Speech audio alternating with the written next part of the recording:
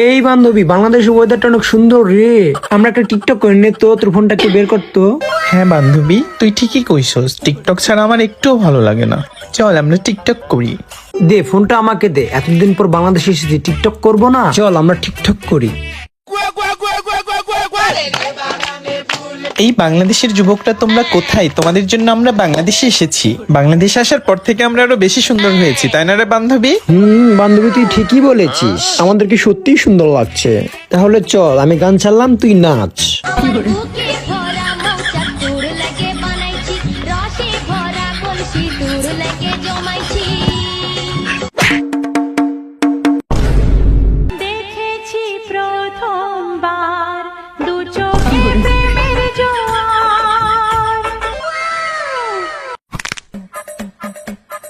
এই বান্ধবী তুই কিভাবে পড়ে গেলি?